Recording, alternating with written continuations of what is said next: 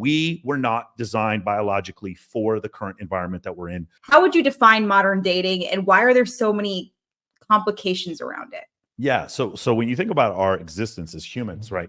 About the way I like to describe it, it's 178 million years of mammalian evolution, 3 million years of hominid evolution, and then 200,000 years of Homo sapien evolution, and then like 15 years of Facebook. And we're confused because Facebook is so recent. We're confused by things, technology we see in modernity, and we think that those things have been around forever, but they're not. And so what's happened is there's an anthropologist named Dunbar, and he came up with this thing called Dunbar's number. And this concept is, once you get past 150 people, you stop losing. You don't have room in your head for more than 150 people. And that's about how big, if you take notice, that's how big ancestral tribes are. And that's how big military units currently are today, is about 150 people. Mm-hmm. So what's happened is you're set up to be born, go through puberty, like go through adolescence, go through puberty, young adulthood, then find someone who's around your same age. There's maybe 8 to 10 people in that age group that you're possibly able to. This is, by the way, this is the reason why men have approach anxiety when they come up to talk to strange women, is because there was only maybe 8 to 10 women in your tribe that you had the ability to go talk to. And if you screwed up with one of them, you were going to die a virgin. We look at the chromosomes or the chromosomal records for men and women, and we find out about 40% of men have procreated throughout history and 80% of women.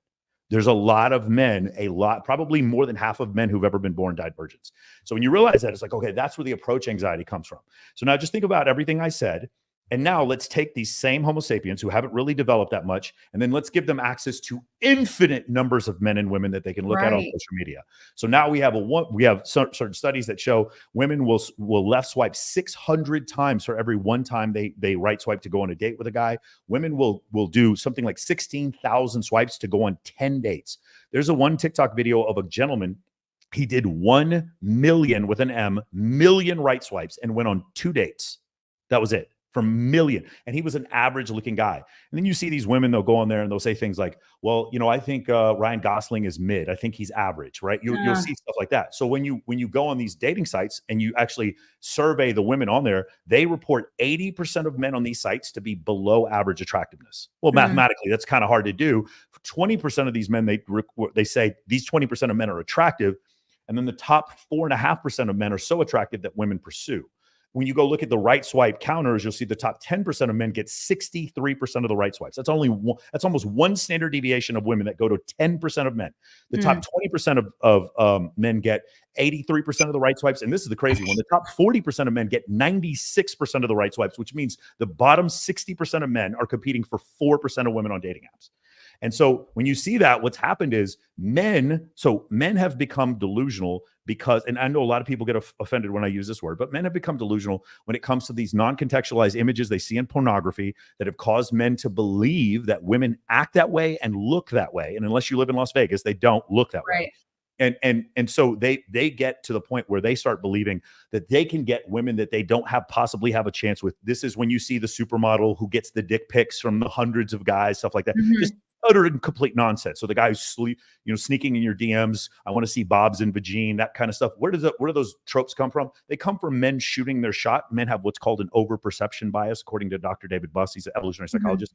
And women, they have a delusion. And again, I know this word is offensive to a lot of people, but women have a delusion when they go on dating apps and they left swipe on 600 men. And in their mind, they think I'm better than these men. And I could get all of these men or some of these men or most of these men to commit to me in a long-term relationship, not recognizing that this app is only for short-term sexual access. And so the problem is, and not to say certainly some people get into long-term relationships from Tinder, Bumble, and Hinge, but for the most part, what we see with Tinder, Bumble, Hinge, Raya, eHarmony, and OkCupid is we see a lot of guys in there really looking for short-term sexual access. And in almost all of those apps, we see 3 to 6 times as many men as women. In India, it's like 11 men for every woman, something like that. And by the way, when you pay for those boosts on Tinder, Bumble, and Hinge, it's 9 guys for every 1 girl that does that.